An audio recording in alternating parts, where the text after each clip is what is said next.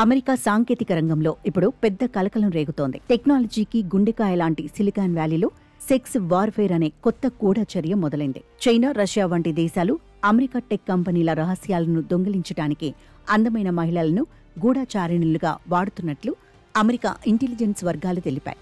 ఈ గూఢచారిణుల్లో టెక్ కంపెనీల్లోని ముఖ్య ఇంజనీర్లు, మేనేజర్లు, పరిశోధకులతో స్నేహం చేసి ప్రేమ సంబంధాలు పెట్టుకుంటున్నారు.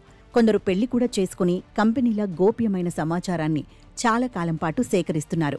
నిపుణులు దీన్ని పాతకాలపు హనీ ట్రాప్ పద్ధతికి ఆధునిక రూపంగా చెబుతున్నారు.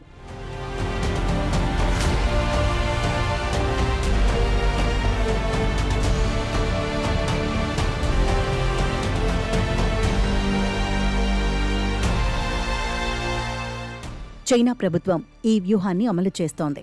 చైనాకు చెందిన యువతులు లింక్డ్ఇన్, ఎక్స్ బిజినెస్ సదస్సుల వేదికగా టెక్ నిపుణులను టార్గెట్ చేస్తున్నారు. కొందరు చైనా మహిళలు టెక్ ప్రాజెక్టుల పేరుతో లింక్డ్ఇన్లో కనెక్షన్ రిక్వెస్ట్లు పంపుతున్నట్లు ఇంటెలిజెన్స్ అధికారులు తెలిపారు. వ్యక్తిగత సంబంధాల ద్వారానే కాకుండా చైనా పెట్టుబడిదారులు ఇన్నోవేషన్ ఎక్స్చేంజ్ పేరుతో సదస్సులు నిర్వహించి స్టార్టప్ల వ్యాపార రహస్యాలు, ఏఐ ఆల్గరిథమ్స్, చిప్ డిజైన్లను కూడా దొంగిలిస్తున్నారు.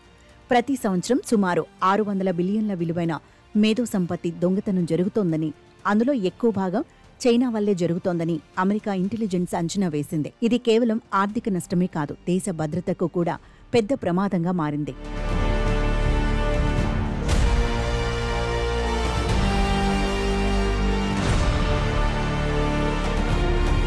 ప్రధానంగా AI, quantum computing, cyber security, రక్షణ టెక్నాలజీలో ఈ గూఢచారుల లక్ష్యంగా ఉన్నాయి. ఇజ్రాయెల్, దక్షిణ కొరియా, ఇరాన్ వంటి దేశాలు కూడా రహస్యంగా అమెరికా రక్షణ టెక్నాలజీలపై నిఘా పెడుతున్నట్లు ఆరోపణలున్నాయి. ఈ పరిస్థితితో FBI, CIA సంస్థలు టెక్ కంపెనీలకు భద్రతా హెచ్చరికలు జారీ చేశాయి.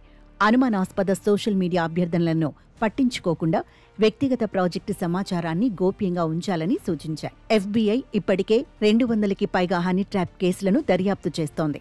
ఈ సెక్స్ వార్ఫేర్ కారణంగా గూగుల్, యాపిల్, ఎన్విడియా వంటి పెద్ద కంపెనీలో తమ అంతర్గత భద్రతా వ్యవస్థలను మరింత కఠినం చేసుకుంటున్నాయి. సిలికాన్ వ్యాలీ ఇప్పుడు కేవలం కొత్త ఆవిష్కరణల కేంద్రం మాత్రమే కాదు, అంతర్జాతీయ గూఢచార యుద్ధానికి ప్రధాన వేదికగా మారింది.